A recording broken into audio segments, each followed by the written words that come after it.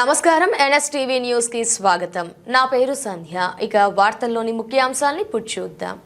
పంచాయతీరాజ్ శాఖ అధికారులు కాంట్రాక్టర్తో కుమ్మక్కై కామేపల్లి మండలం రుక్కీతాండా గ్రామ పంచాయతీ భవన నిర్మాణం బేస్మెంట్ స్థాయిలో ఉన్నప్పటికీ బిల్లులు మంజూరు చేయడం జరిగిందని, గ్రామ పంచాయతీ కార్యాలయ భవన నిర్మాణాన్ని పూర్తి చేయాలని, నిర్లక్ష్యం వహించిన కాంట్రాక్టర్పై అధికారులపై చర్యలు తీసుకోవాలని రుక్కీతాండా గ్రామ ప్రజలు శనివారం నాడు కామేపల్లి ఎండిఓ కార్యాలయం ఎదుట ఆందోళనకు దిగారు.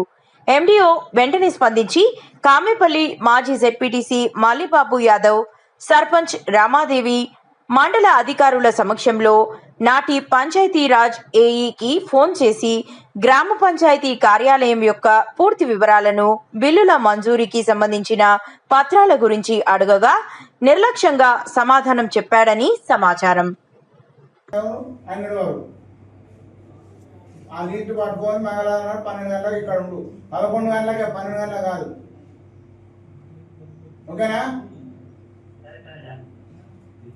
కాగితాలు ఏం లేవు, ఆఫీసులో ఉన్న కాగితాలు పట్టుకొచ్చింది. అతను ఆ సిచ్యువేషన్ ఏంది, ఏం జరిగింది అనేది క్లుప్తంగా చెప్తే అప్పుడు జరిగింది, ఏం జరిగింది అని ఇప్పుడు కథ కాదు. నేను అందరిని మింత ఒక రాజేష్ మింత, సర్పంచ్ మింత, మీరు కూడా రావాలి, రామూర్తి రావాలి.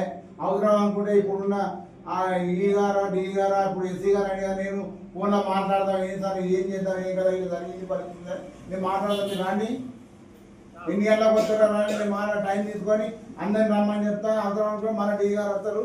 అది గ్రీవెన్స్ అయిపోయాక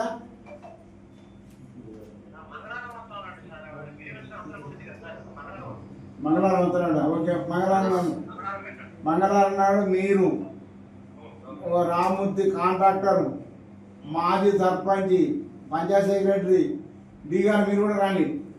తర్వాత అవసరం అనుకుంటే ఈ గారిని, ఎస్సీ గారితో కూడా మాట్లాడదాం. సార్ పరిస్థితి ఇట్లా జరిగింది, ఏం చేద్దాం, ఇంకా మీకు మన కొద్దిగా తిరిగితే చెప్పండి అడుగుదాం. ఏమన్నా ఇలా చెప్తారు కదా.